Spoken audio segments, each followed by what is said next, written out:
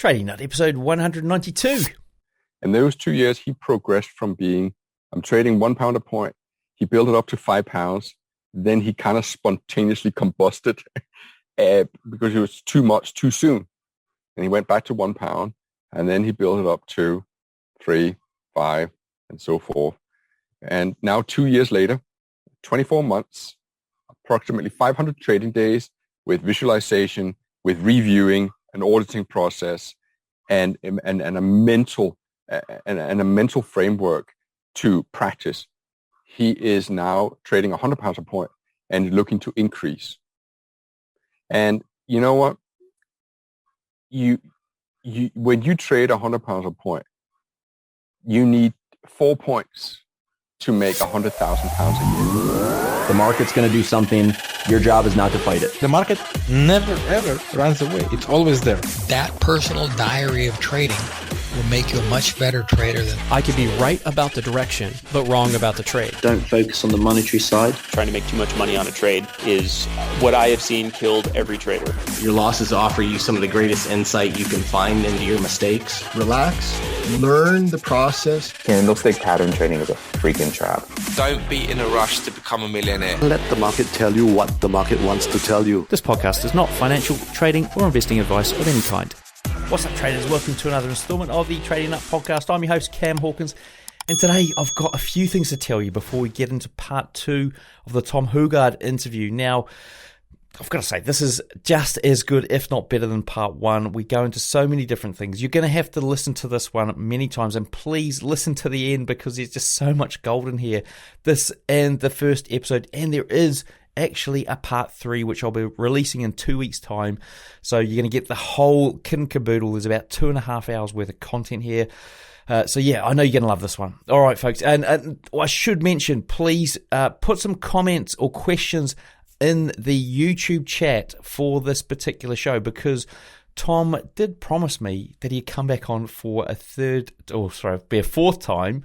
We'll have another call, and he'll actually do some charting as well. So yeah, put your comments in. If you've got questions for Tom, you want to know certain things, then please chuck them in the YouTube, because what I'll do is I'll try and get him back on here in a few months' time, and then we'll record another one, get answers to your questions this time. All right?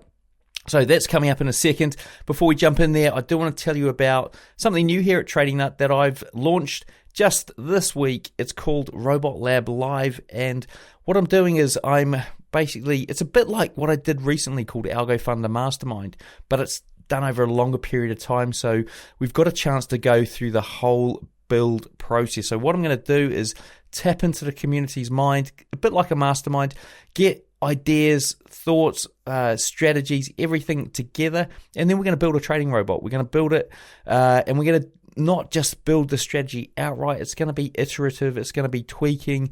You're going to actually get to see me inside FX Dreamer software building the robot live, right? So it's going to be live every week. I'm going to be building these things. We're going to be testing it. You're going to see me testing it. We're going to be bringing people in to have a chat about things as well. So it's going to be a whole lot of fun. It's over there on tradingnut.com. At the end of it, you get the robot that we create. Okay, so you get the robot to download, to use yourself.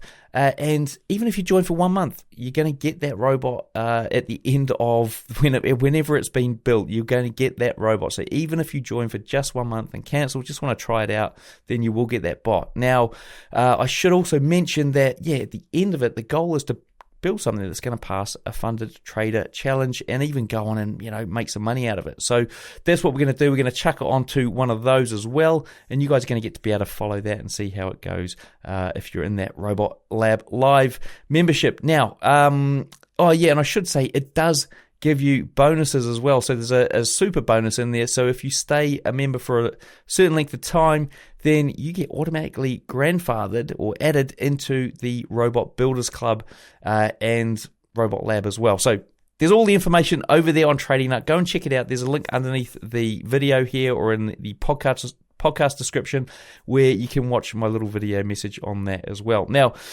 one last thing before we get into this epic interview with Tom.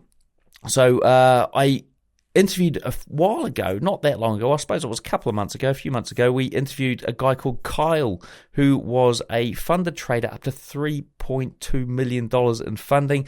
I've actually got him back on, and I'm recording it tomorrow to talk about the City Traders Imperium Funded Traders World Cup 2022. We're going to get an update from Kyle as well, so I know that a lot of people had massive amounts of interest in this interview, so hopefully you guys are going to jump on and find out what he's got to say about this cup and get an update from him as well and how things are going. So, folks, that's coming up on the show. But for now, let's get on with part 2 with Tom here. After hundreds of interviews, I've worked out that on average it takes about 5 years to become a profitable trader. But what if there was a way you could get there in one? Well, my sponsor, City Traders Imperium, understands that 95% of your battle is down to mindset. So they created a mindset program called Build Your Edge. Within 2 months, you'll have the skills and knowledge to become consistent enough to help you pass any funded trader program. To find out more, click the link in the description below or the card above. And can I ask a bit of detail around that? So like when you're visualizing the chart and taking a loss, are you visualizing the chart in real time? Or are you speeding it up in your own mind? I am actually trying. It's not real time at all. I'll give you an exercise. And the first time I did that exercise, I thought, this is hard. Your name is Cam, C-A-M? C-A-M, yeah. Yeah. Now, I'm not saying you should do it now, but imagine you closed your eyes and you took a speed marker and you drew the letters C-A-M really slow. So my name is Tom Hougaard, and so when I need to slow down my mind, I imagine a piece of paper, and I actually see myself draw my name. And it's one of the best exercises I know to actually decompress and slow the mind down. And so when I visualize, I tend to simply just, I don't want, God, I hope this doesn't come across as two geeks just talking mind talk. But essentially, I take the chart that I have messed up on, and I imagine a different narrative, a different outcome, and I slowly just see it bar by bar. There is, by the way, a charting package that I quite like, Cam, called eSignal. And eSignal has this function, a playback function. I was told that NinjaTrader has it as well, and there you can do it free of charge. But essentially, you can show one bar at a time, and you click a button, and it will show you the next bar. And to me, that's a great tool for actually getting that exposure that you need bar by bar. Yeah, TradingView has it as well. Yeah, TradingView has that replay mode as well, which you can do. Okay, so you get a lot of traders coming through your DMs on Telegram, and wanting help. I mean, what would be the first thing you'd get them to focus on? If it wasn't their visualization, what would be the second thing? So the story I'm about to write was a gentleman called Pete. He contacted me, and I've known Pete for quite a few years, and I know that he has he's self-employed and he trades a pitiful amount per point. And I knew that he's the kind of guy that had the mental tools, or he had the abilities to trade 100 pounds a point, but he was trading up 1 pound a point. And he said, I don't know what to do. I don't seem to be progressing. I know I'm capable of much more, and my chart analysis is brilliant. Why am I trading a pound a point? You know, it's almost an insult when I make 50 points. I made 50 quid, but I should be making not 50 pounds. I should have been making 500 pounds or 5,000 pounds. And this is what I told him, and this is what I will tell you, and this is what I tell everyone else. I say, okay, Pete, what you need to do is, first of all, we need to stop trading, because, you know, more of the same is just going to produce more of the same. So we need to hit the brakes and review. We need to create an audit of what's going on. So that audit starts with, why are you scared in the first place? What is causing you the anxiety? And say, okay, well, the anxiety was in part that he had a wife and he had two young children, and he was scared that eventually he would have to go back to working for someone else. So there was some, I wouldn't say unresolved issues, because he was clearly mindful that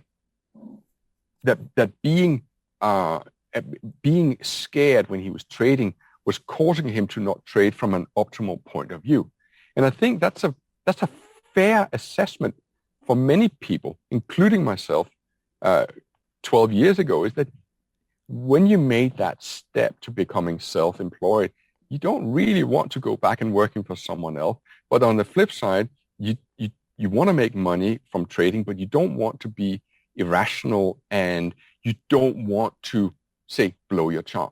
So I said to him, okay, let's look at your performance. Let's take your trades and let's visualize them, as in, not up here, but on a piece of paper. What do they look like? Because most people, they'll just have a piece of software and they'll sort of plot in their trades. But what I need is, I haven't got a piece of paper here, but I need a physical paper where I relive these trades. And I said to him, okay, what would happen? We looked over some of his trades and said, what would happen instead of you taking profit where you have no reason, is that you actually move a stop loss to break even and then you add to it. And so we started that process of saying, well, I'm beginning to add to my trades. And there's a really crucial element of my trading is adding to it. And I'd like to explain to you why. You see, to me, adding is not just the act of pressuring the side of the trade when you're right. It is an antidote. It's a thinking antidote to doing the very thing that your mind doesn't gravitate towards. So adding to a trade is the perfect antidote to you wanting to take part profits. You're taking part profits, flip the switch and going, maybe I should add to my position instead. And so Pete and I, we went through this, and I asked him to spend some quality time alone. I specifically said to him, and this is not for everybody, I said, all right, you have a couple of kids, so you need to find a quiet part of the house, and you need to close the door, turn the light off, and sit down on a chair or lie on a bed or whatever you do. Don't fall asleep. And you just imagine doing the right thing. You just close your eyes and say, okay, there's the trade I did today. Oh my God, I'm adding to it. Okay, I feel that sensation. Right. Oh, there's a red bar here going against me. How do I feel about that? Do I panic? Stay calm. There will always be counter bars. There will always be. I'm adding to it. I'm adding to it. Wow, this is turning into a trend day. I remind myself that out of 100 trading days, 20 of them are trend days where we close at the high of the day or the low of the day. And I'm writing this. I'm moving my stop loss up. I'm feeling it. And this is why I asked Pete to do this as I do myself, because I am arguing that when I look at all my trading days, I am fairly consistent, but then I have these blow-up days where instead of making 10,000 or 20,000, all of a sudden, whoa, I just pulled in 180,000 pounds in a one sitting because I added and added and added. Those days are the days that will entirely shift your entire framework the moment you experience that. But the truth is, Cam, that every single one of us will watch that 5-minute bar and the next 5-minute bar. It's not, the market's not going to come and announce, today's a trend day, you better jump on board. You have to live it bar by bar by bar. And I put an overt amount of focus in Pete's training, saying you have to stop thinking where we're going to end up and just start thinking of where are we right now? Where are we right now? Where are we right now? Because when what I like to do is when I explain this and I teach this, I should really run seminars. I can hear that, but I don't want to because I want to trade. But I like to draw parables or metaphors from other aspects of life. So, for example, maybe when you're a family man, you don't do this anymore. But in your younger days, did you ever get on your motorbike or in your car and you drove really fast? Like very fast? No, because or have you ever think parachuted? Or have you ever done anything where you could really feel your heartbeat? Oh, yeah. I can't think of anything. Okay. I can't think of what it was, but I'm pretty sure I'm sure you've done something. Have you bungee jumped? I've not even bungee jumped. No, I've not bungee jumped. I'm grasping a bit here, Cam. There must have been something in your life. There must be something. Okay. I'm starting to think about I have another one. Now. You remember at the disco? You remember you at the discotheque and you saw a really beautiful lady and you walked over and you asked her for a dance or asked if you could buy her a drink? Do you remember that? Yeah. At least I did that. As you walked over to ask her out, did you think, did I leave the kettle on? Is the oven still on? I wonder what my boss is going to say tomorrow. No, because you're so engrossed in that moment that there's nothing else in the world but that moment where you're walking across that dance floor and she has been eyeing you, so you know you're a little bit in there. You might actually, you might be well received, but you still have to plug up a bit of courage. Maybe you just had a shot of whiskey before you walked over there, or big breath, or whatever it took. But you weren't thinking about anything else in that moment. That's the power of being right here, right now. There is nothing else in the world but you and this girl, or me and this chart. And that is the most beautiful place you can be in whatever endeavor, being writing a book or meditating or asking your favorite girl out for a meal or just playing with your children. The children are such beautiful examples of encapsulating the power of being right here, right now.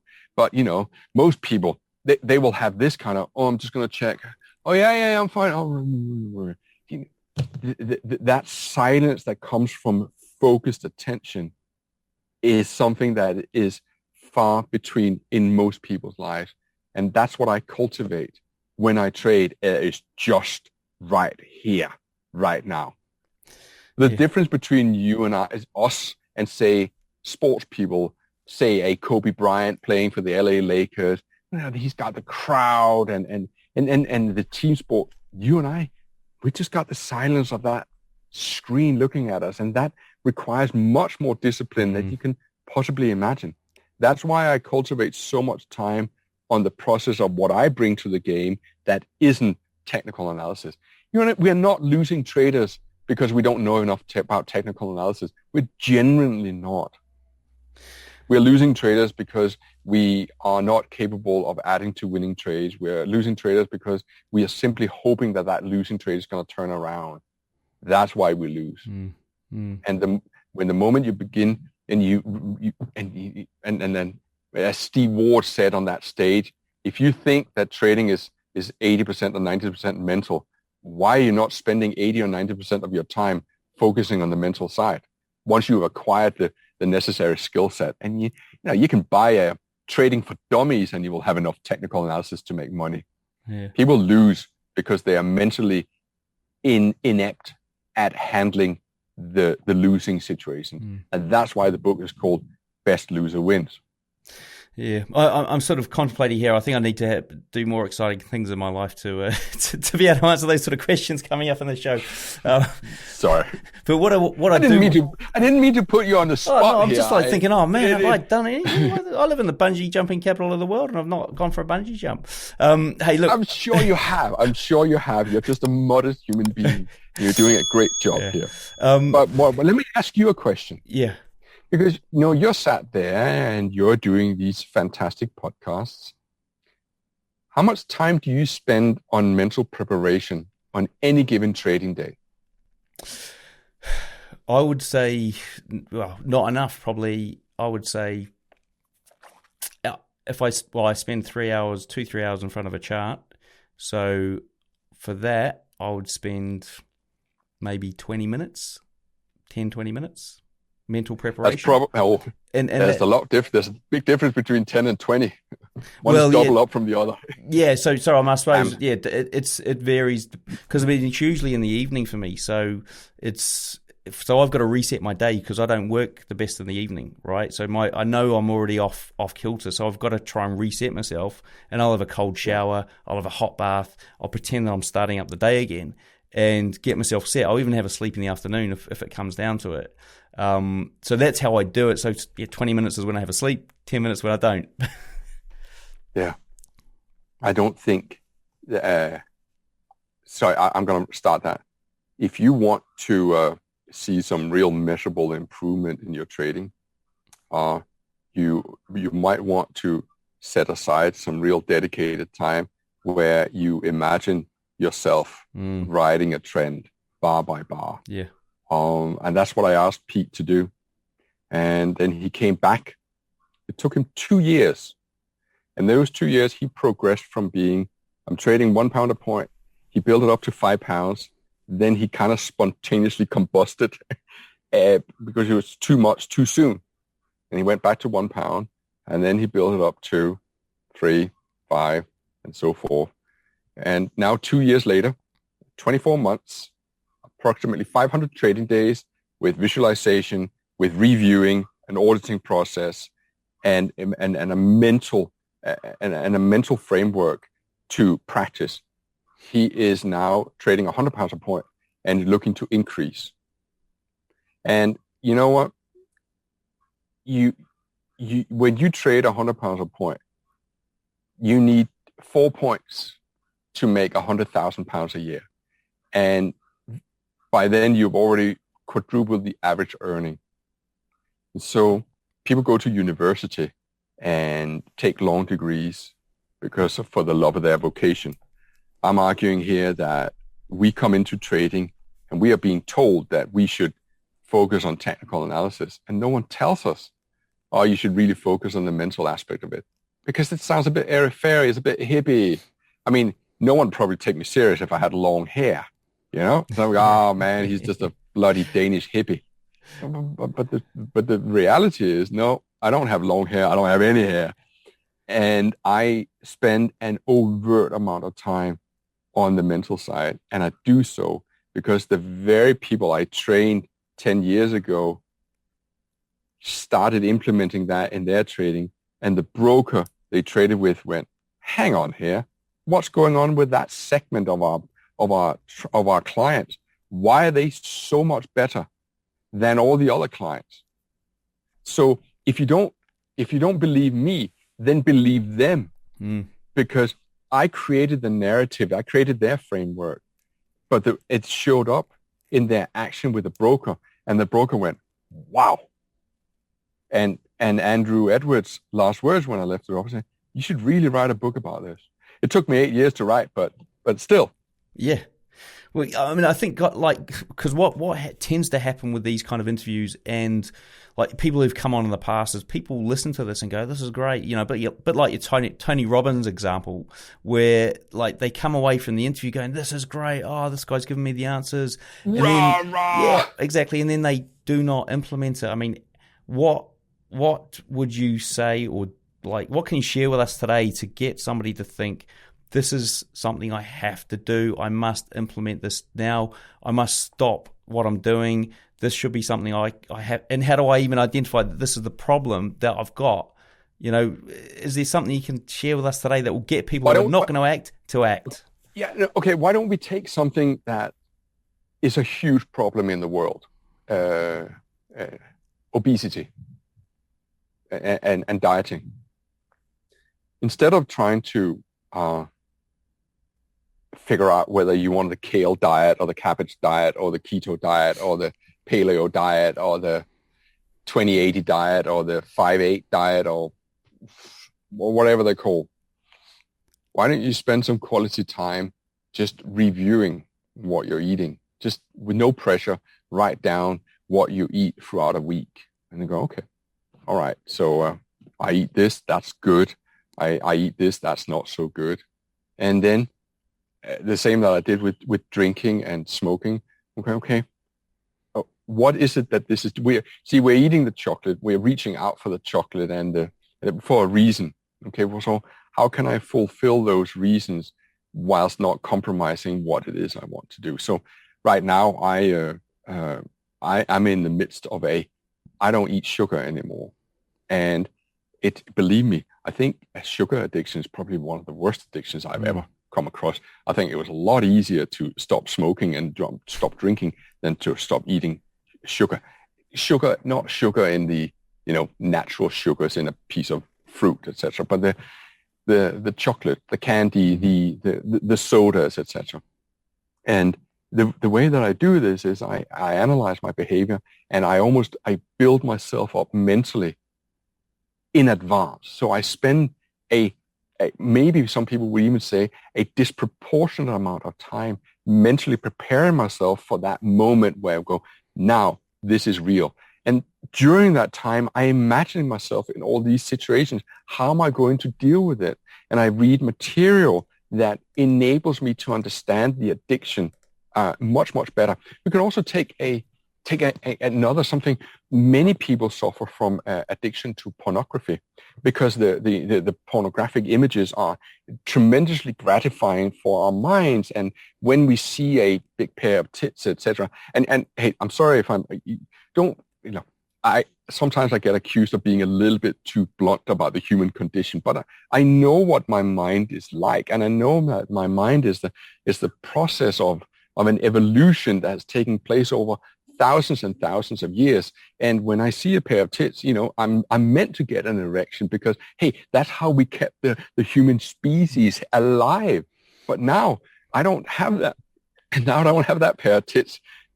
Breasts, sorry, lady. I don't have that pair of breasts once every 3 months when I meet a lady out there in the savannah. Now I have it on tap on my phone, etc., whatever it may be. So I need to imagine, well, what is it? Where's my ideal state? Well, I want to not consume my on this. That was not a particularly productive 30 minutes I just wasted on a pair of large. So what? We are skating on thin ice here. I know that, but I also feel explicit.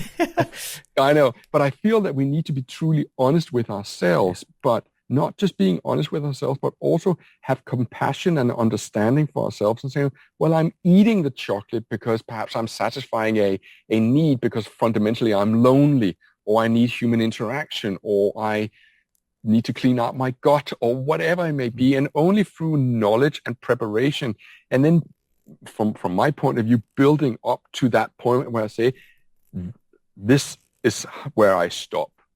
So you don't make a New Year's resolution on the 30th of December going, I'm going to stop smoking, but you actually prepare yourself for all eventualities.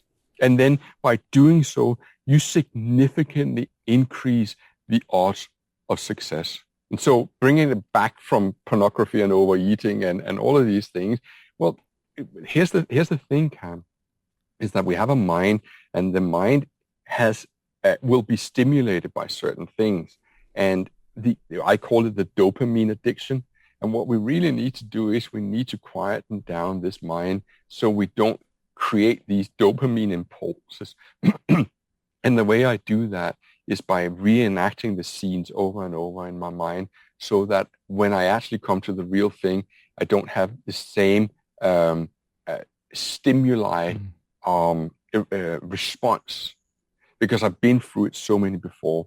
And this all boils back to the elite soldier training, that they are, through constant exposure to the situation that would normally elicit a fear response, is second nature. Does that make sense? Yeah, that makes sense. Yeah, whatever it may be in life.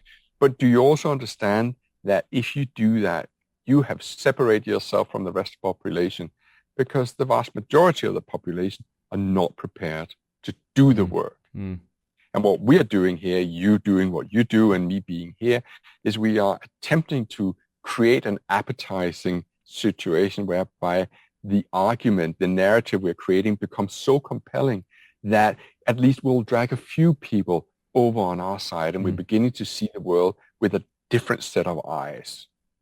And can you? I know the technical analysis podcast will always win over us talking about the mind analysis. I think this one will do well. I did a podcast with CMC Markets just before COVID, and they called me about 3 months ago, and they told me that was the first video that they had produced that had more than 1 million views, and that was purely about psychology. Right. So I do think that people are coming around to seeing trading in a different light rather than just trend lines and indicators and so forth. Yeah, and I think it depends on the phase of like where you are in the journey. If you're right at the beginning, then maybe you do need a bit of technical analysis. Yes. But you once Absolutely. you've got You're right. that, once you've got that, you will be here and you will be listening to this and going, I've got to act. I've got to act on this. Yeah. And as what I will be doing as soon as maybe not right as soon as we finish this, but definitely this week I'll be starting this complete visualization kind of approach. Now I want to ask you a sort of question here, which is slightly off where we're at, but around so you mentioned before you got 15,000 people on your Telegram, you trade in front of them daily, they give you the accountability. What if you didn't have that? Do you think you would be? I can see something flying around your screen there. Yeah. Sorry about that. Get away. Is that another fly? B. What if you didn't have that? Do you think that that's contributed to your success in a way, or your consistency? Yeah. And where do you think you would be if you didn't have that?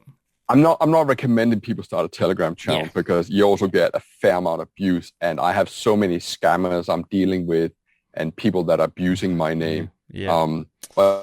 A Telegram channel, I would still go through the same process, and I would probably I would find, say, someone like you, and who is a serious trader and who wants to progress. See, it doesn't matter where you are right now. It's just about, well, I want to get better because I love the process of it.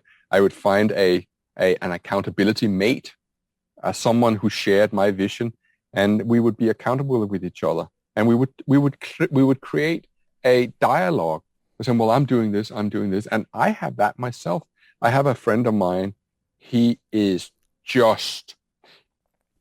There's two things about him that are outstanding. One, he can take a £10,000 account and turn it into a £100,000 account in 2 days. He is just. I've never seen anything like it. It is as if the man has been stripped of all fear. Right. And even I will have degrees of fear. I gotta go, okay, I think that's enough for today. That's like, I just made a year's income in 1 day. But the problem that he has is that as fearless as he is, he's also reckless. And I'm saying to him, and one of the things that I'm contributing to him is saying, hey, we have been doing this for 5 years now. And the pattern is always the same. You win big, and the day after, you lose. And the work I have done on the mind suggests that you are chemically still high as a kite when you come into the next trading day. So what I urge you to do is, when you have these big wins, stop trading for a day and see if that doesn't wash your mind clean of all the chemicals that your mind has produced from this enormous win. But he's, as of this writing, I cannot get him to stop trading the day after. He wants to, but then he sees something and he's like, oh, I gotta do it. And so he's not right there yet, but that doesn't mean he's not trying. And then I respect that. And all I can do is to be supportive about it. You don't demonize someone. You don't antagonize someone. You just, okay, well, listen, let's try again. Let's try again. Keep trying. Yeah. Because the trying and not succeeding is still success, but trying and then giving up, that's failure. Stopping is permanent, but going back to it, well, you're still working through the process. And we are all on different journeys. I became a parent late in life. I'm wondering, why didn't I do it much earlier when it was so great? But then I focused on career. We're all living different journeys with different narratives, but successful people, and I'm a very successful trader. And what I have done is very unique compared to what so many other people are doing. And most people, they proverbially put the cart before the horse. They think it's all about the charts, all about the technical analysis. So I'm saying, no, take a step back, because actually you need to focus a lot more on what you are bringing to the game as opposed to just being able to read a 5-minute chart. Now, we're struggling to get through these questions here because I've got a bunch more, but I think we will get through a lot more. We can always do a part 2. We could. I think this is going to be a 2-part one anyway, but I'm going to ask a question about your trading here. So this is getting into sort of how you trade, which we've sort of touched on a bit anyway. But in terms of like capital and being undercapitalized, I mean, what's your sort of view on that? And like, you're having, these multi-6-figure days. How did you get there from losing all your capital at one point and having to start again? I mean, it's really sort of, how does somebody trade, like you guys, trading one pound a point? How do they get upwards and grow that account or increase their capital and that sort of thing? You can come out. There's going to be a bit of background noise now. That's fine. I think that's a really good question, Cam, because the reason why I'm on holiday at the moment was because I promised myself that I would take a little bit of time away from trading. And then I went back into the screen and I lost 120,000 pounds in a day. Now, considering that's 4 or 5 years salary for the average earner, I'm thinking, what am I doing? What am I doing? And I decided, no, I'm going to shut down and I'm going to take my family away from the situation. Say that I had blown up my account. First thing I would do is I would review my performance. That's what I would do. And I would recommend that to anybody is review what the hell went wrong and try and relive the situation over and over. So if I blown up an account, I've done that on many occasions over the years. Small accounts, 10,000 pound accounts, 2,000 pound accounts. What I didn't do back then was I didn't relive it. Instead, I've gone, I got a bit unlucky. So I was almost projecting the outcome as, well, it's not my fault. And then I read a book by Jocko Willings, and he said it's called Extreme Ownership. And essentially, it's all about, hey, whatever happens in your life, you are exactly where you are, and it's no one else's fault but your fault. That's extreme ownership. And that already started about 12 years ago, but it has only been compounded through constant exposure. It's continuously reviewing where am I right this very moment in time and how did I get there? And I don't think people do that, Cam. I generally don't think that people actually, well, why am I 20 pounds overweight? Well, it's probably because you have pretty poor food choices. Or why am I not as energetic? Why is my muscle mass decreasing? Well, because I'm not working out, I'm not lifting enough weight. Well, I'm in my 50s now. So the physiology is beginning to change as well. I can't concentrate as much as I can. Well, what can I do with what I got right now? So, the advice I would give to a 20-year-old would be very different to the advice that I would give to a 50-year-old. And so say that you put a 20-year-old in front of me. The first thing I would say is I would say, well, listen, I would read these books about technical analysis. I wouldn't go to one of those weekend seminars with some of these charlatans that are charging thousands and thousands. I would invest $100 in some Al Brooks books because then you're going to get some real hardcore price action training. And then every single night, did you know that for the last 20 years, every single night I have printed out the chart for the day on a 5-minute chart, and I've sat with a pencil and a rubber, and I've been making notes. So when I go in and I read a price chart, I go, right, okay, I am so adept at reading price charts through overexposure for the last 20 years. But that doesn't make you a good trader. That's the key point of this podcast here, is that although I am an absolute outstanding technical analyst, I wasn't an outstanding trader because I wasn't able to bridge the knowledge with the will to act. Do you understand that? Yeah. You can have knowledge, but you don't have the will to act on the knowledge. And if you don't have the will to act, then knowledge, from my point of view, is worthless. Yeah, it's interesting. It's taken me a while to understand what that will to act actually means, and it only just occurred to me last week or the week before last what it actually means, and because I was like, well, I don't get it. Can you explain to people who are thinking, what is he even talking about? Can you explain what the will to act means? Yes, of course I can. First thing you do is you YouTube Batman Begins, and then you'll see Christian Bale and Liam Neeson battling it out on a frozen lake, and they're fighting, and Christian Bale, Batman, Bruce Wayne, is making all these excuses while he's succumbing to fear and saying, well, my parents got killed. And basically, Liam Neeson, I can't actually remember what his, Hougaard, I think it is, he's basically saying, this is rubbish. This is a fear that's all based in your mind. And you got to get rid of that fear. And the way you do that is focus on a process. And the process has to lead to the will to act. You can't just read about the chart. You have to actually also act on it.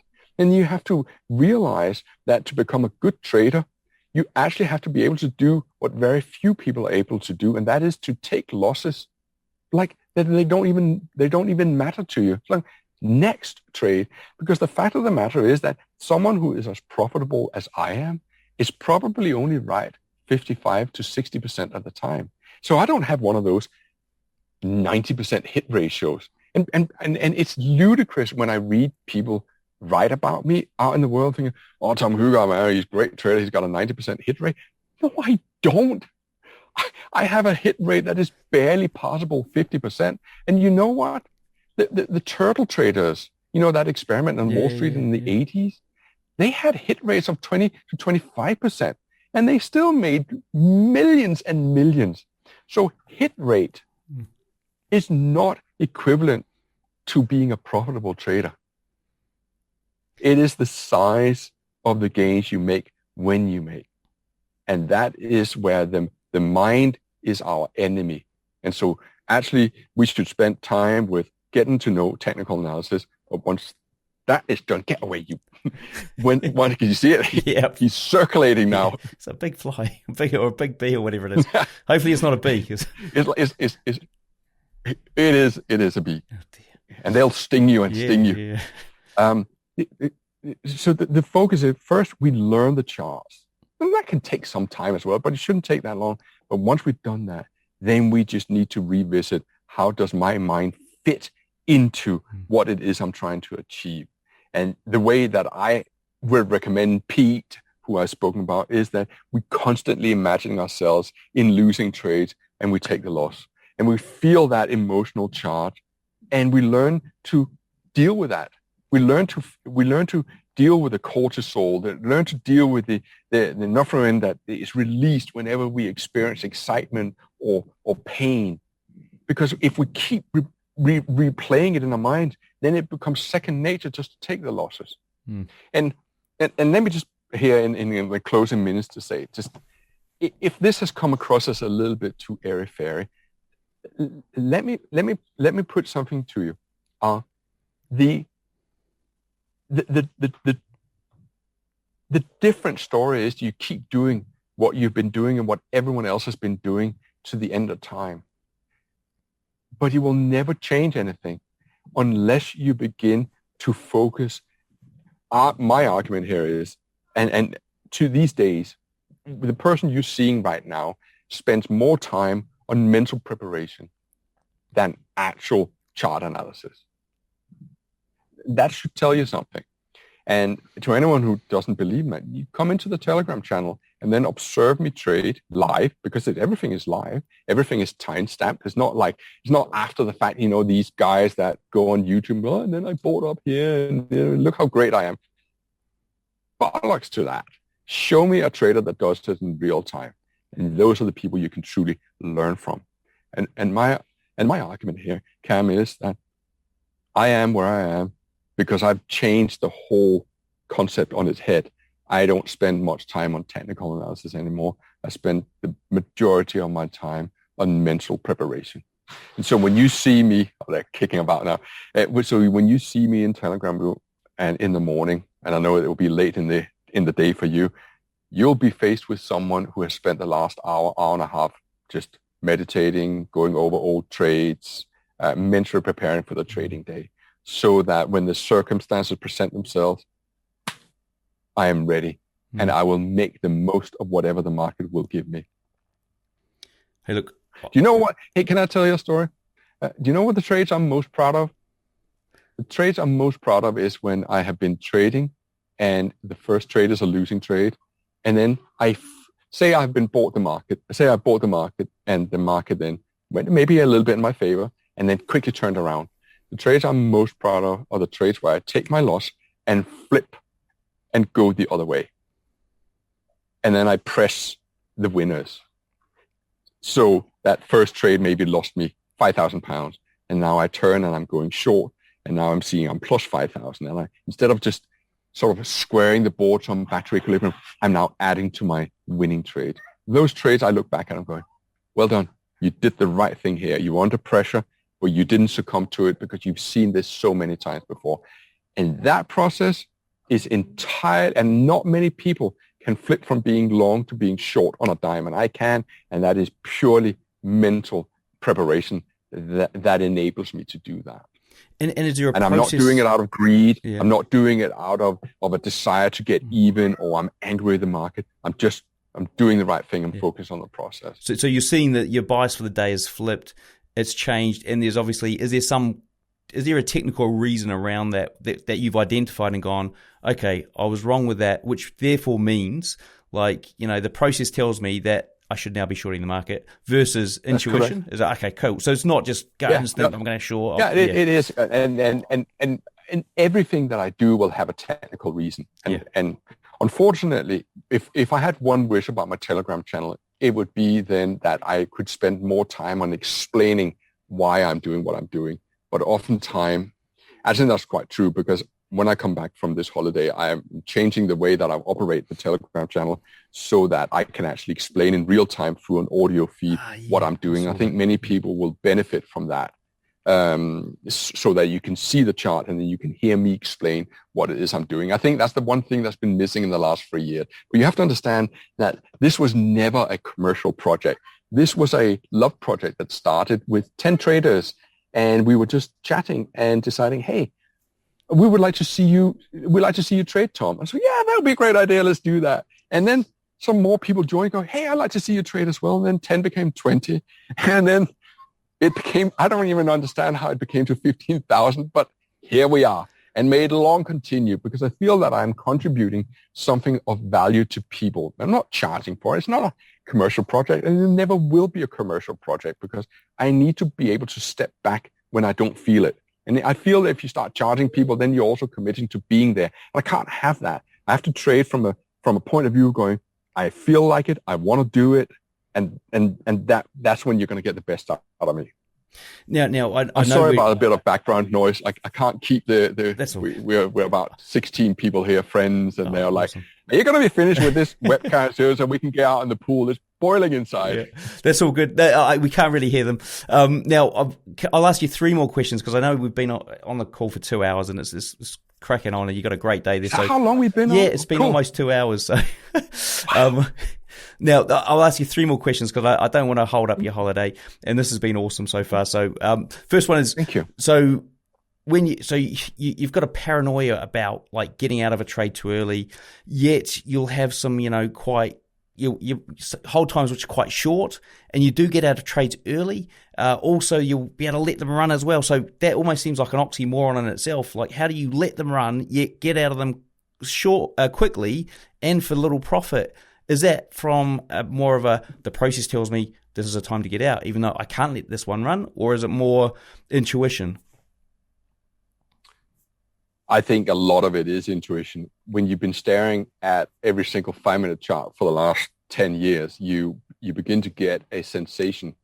What you have to understand, Cam, is that trading is nothing more than trying to think, what are the other people going to think just a few seconds before they're thinking it. I always tell people, I don't spend time on wondering what the market will do. I'm spending time wondering what other people were thinking about the market. Yeah. Do you understand that? Yeah, so subtle little difference here. Yep. So I've turned on his head. I'm thinking, I wonder what people are thinking at the moment. What are they thinking about Bitcoin? Do they think Bitcoin is going to go through 25,000, or are they using it? I'm not thinking, what do I think about Bitcoin? What's the rationale for Bitcoin? Do I think it's a good investment or a trade? Or should I short the FTSE here, or should I be long the DAX? I'm thinking, I wonder what everyone else is thinking. And I think that comes from a long exposure. But your question is really interesting, and I'll tell you why it's interesting. I am acutely aware of the statistics of trading. And so I know that one day on average a week, 20% of all trading days will have what I call the typical profile of a trend day. A trend day is where the top of the day is the beginning of the day, and then you basically trend lower all day, or for you, more probably that way. Or it could be vice versa. The low of the day is the beginning of the day. Larry Pesavento wrote a good book about it called The Opening Price Principle, and I've identified 5 key characteristics of trend days. If you want me to go through them, I think we should do it in the next so we can do another podcast, and then we can do sort of more technical analysis focused. So I've identified these 5 characteristics, and they're most often to do with the whether there's a gap in the market, there's no gap in the market, and I know that if one of these 5 key characteristics is not present, then it's more likely to going to be a trading range day, and therefore I will trade differently according to whether I believe that it's going to be a trend day or just a trading range day. It could still make big moves, but it's still eventually a trading range. And so what I'm attempting to do is to, as early as possible, to, in my mind, decide, am I going for the big one today, or am I just going to try and make my bread and butter for the day? And I believe that lots of that is a intuition, but it's based intuition on the statistics that I've created around the framework of the 5 things that I usually see with trend days. Does that was probably the worst answer I've ever given. I'm really sorry about that. It does That's make the sense. point where I probably need to have a little bit of now I actually do need some charts to be able to show you what I mean by that. Yeah, I think I sort of get it. Yeah, you're dividing your days up and working out which way you're going to tackle the day. Now, next question is, so you've had some big losing days, like not that many, but you've had some, and you managed to turn around and perform the next day, right? Or the next 2 days later, you'll perform and you'll have a good day. Also, on the flip side, you've had some really big days, and the next day you're able to jump in the market again without the ego of that prior day. How do you reset to be able to do what you mentioned in the book, the Tiger Woods thing of not thinking about the last shot? Did you know that at City Index, when I worked there, we had created statistics on when people had their worst days, and they always came after their biggest wins. It created a cocktail of euphoria in their brains, and that spilled over the next day. And when they were then trying to push the agenda that they thought would happen, they were simply incapable of getting out of their own way. And the hallmark was always they would take a position. They were now flush with capital, and the position would losing them, so they would double up or they would add to the losing position. Have you ever seen me add to a losing position? I know you do on the odd occasion. Maybe 1 out of 100 trades, I will say, let's say I bought at 40 and the market then went down to 20 and then climbs back to 40. I could be tempted to buy again at 39. So technically, I would have added to a losing trade. Yeah. But in my mind, I never, ever add to a losing trade, but I always add to winning trades. And I think right there is the difference between me and so many else. How many people do you know? How many people of the people you have invited to your podcast say, I religiously add to my winning trades? Because in my book, I don't see any of the gurus, any of the charlatans, any of them ever. They have enormous stop losses, and they also trade with targets. Do you ever see me trade with targets? Never. I would never trade with a target, because that would completely circumvent the narrative I created for myself, which is I want to see what the market will give me. And if I don't work with 1x or 2x or 3x, which is one of the things you started mentioning, and I'm not going to, you do what you do and you do what feels right to you. But I would never trade with a target. I would never go in, I'm going to buy the DAX at 40 and a stop loss at 20, and I'll get out at 60 or 80 because now I made 2x. Because I tell you this, And I'll create a scenario, and then you see how you feel about it. Say you bought the DAX at 40. You have a stop loss at 20, and you want to get out at 80 because you risk 20 to make 40. Sounds good on paper. Yeah. Say you got out at 80, and the market went 90, evens, 10, 20, 30, 40, 50. How would you feel then? Yeah, not Would you good. Still be happy with your 40? Yeah, not good. I mean, no. 3 weeks ago, no.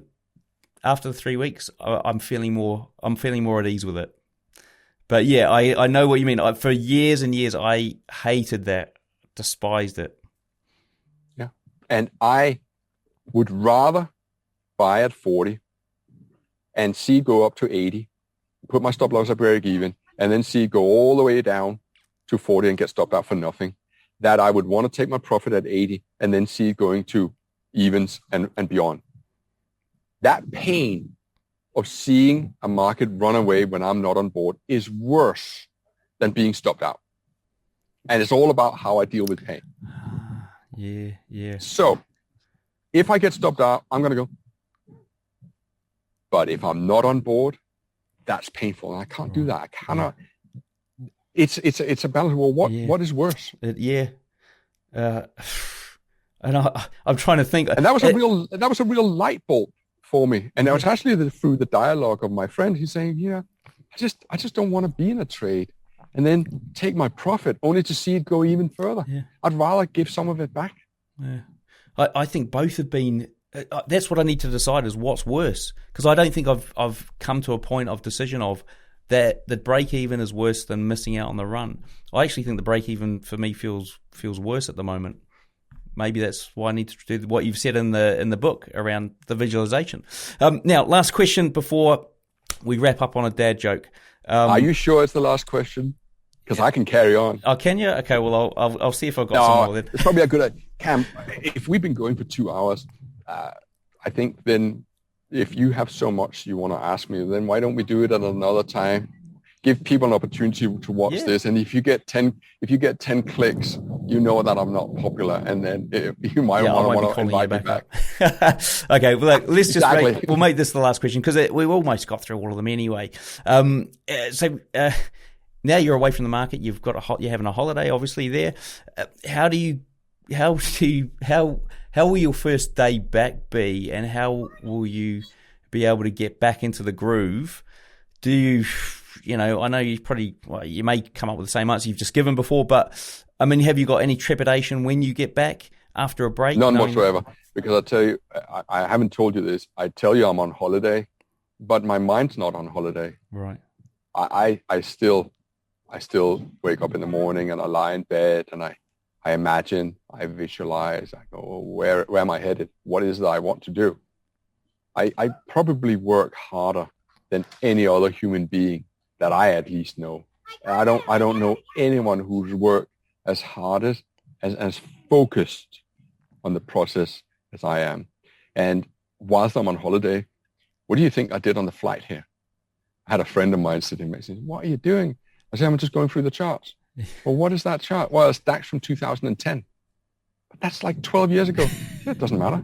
I'm just going through it. And so I've been sitting there. There's the chart, and I got a little white paper, and I'm just looking at one bar at a time. And I'm writing and scribbling away. All right, failure test, retest, go along here. That's just how. Just like my love for the charts and my love for the mental aspect of it is what makes me the trader that I am. And I tell you, and I tell anyone who will listen, that you can be every bit as good and every bit as profitable as I am if you acquire that kind of approach. I absolutely guarantee you. And so you're saying, well, what's the first day back going to be like? Well, it's going to be business as usual. Now it's just like, I will look forward to it, Cameron. I'll tell you, I can't hide that. As much as I love holiday, I also love the act of trading. My family accuses me of being a gamblerholic, but a gamblerholic is not capable of stopping in time and will compound the losses. I am as disciplined as they come because I have no one to rely on. I don't have an income from selling seminars or anything like that. I just, I eat what I kill.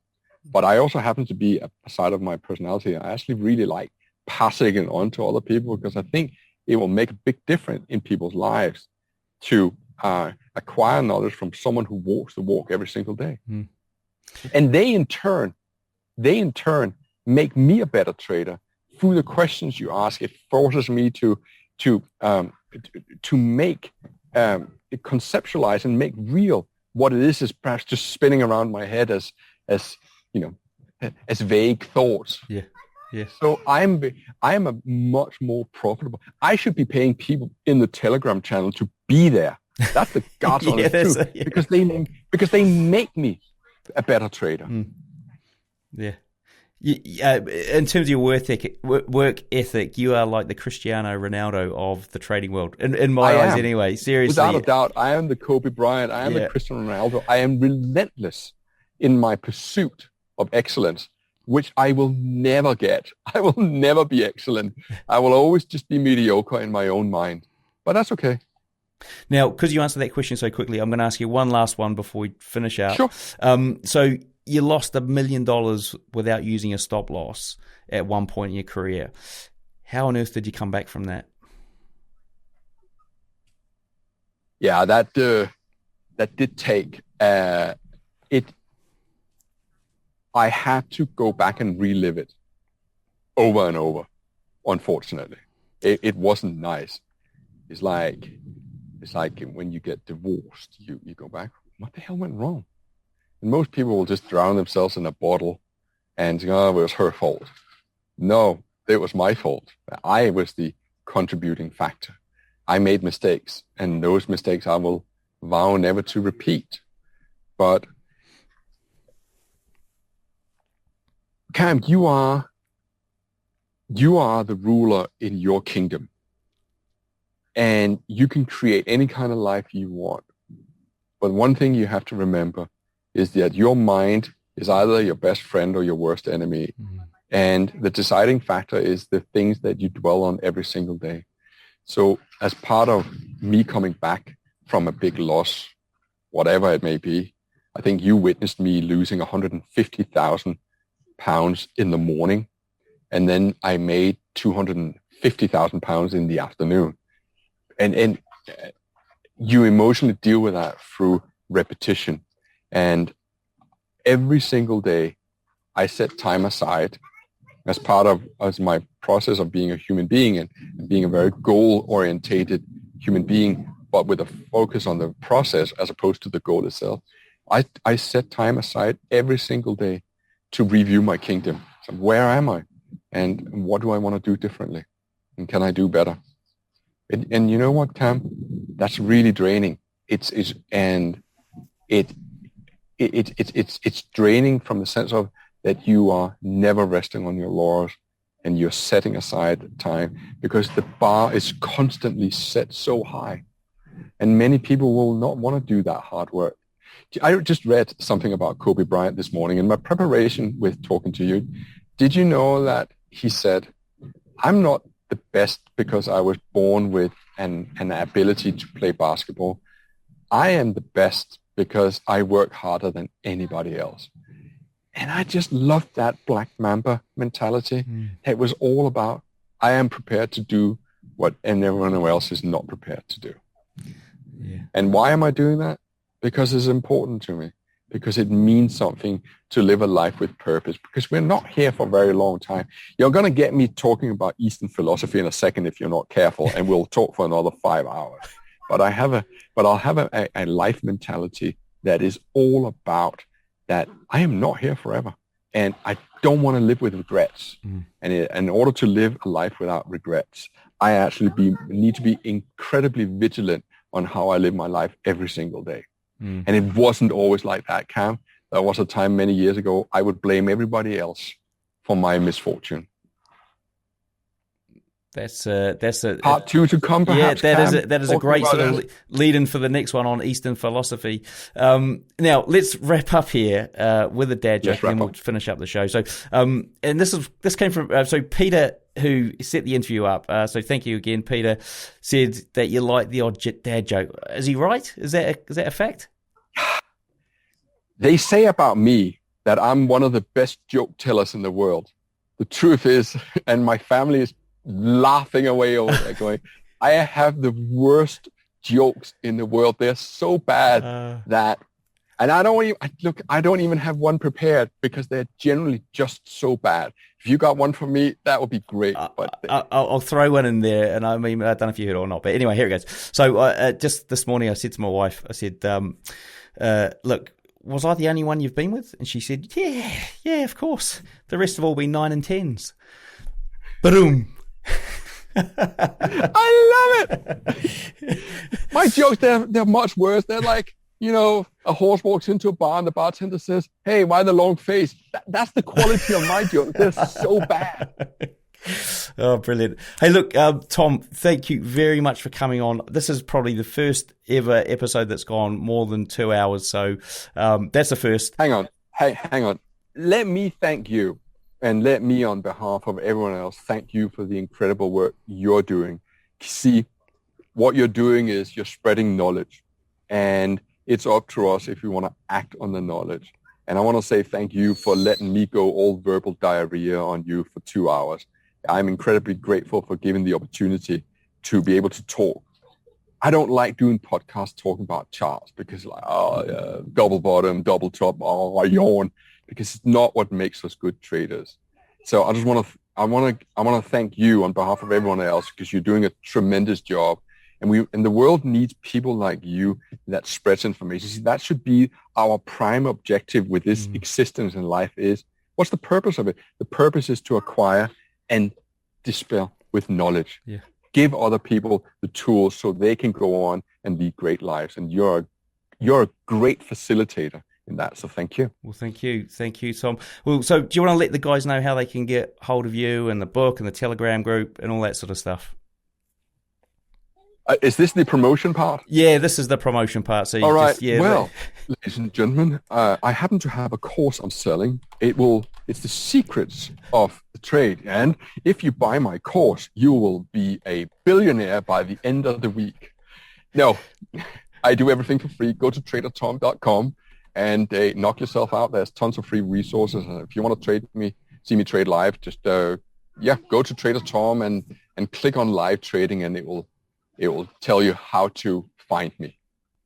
Brilliant. Well, look, a big thank you to Tom for sharing with us today. Everything we discussed here, along with all those links, are in the show notes. To find them, simply search for Tom or Trader Tom in the search box on tradingnut.com. Until next time, I wish all my listeners trading happiness and success.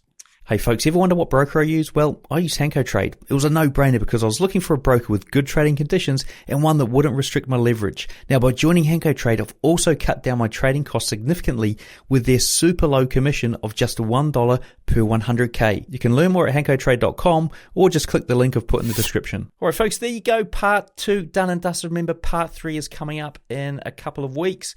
And if you've got questions for Tom, then chuck them on the YouTube video comment section and I'll ask them in a future interview I do with him.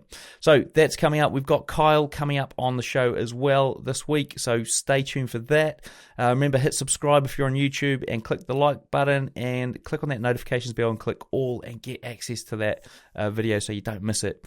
Other thing, finally, Robot Lab Live. If you are looking to get a robot that could potentially pass a funding challenge and even go on to withdraw from one, then go and check out Robot Lab Live over there on tradingnut.com. All right, folks, thanks for watching, and we'll see you in the next one.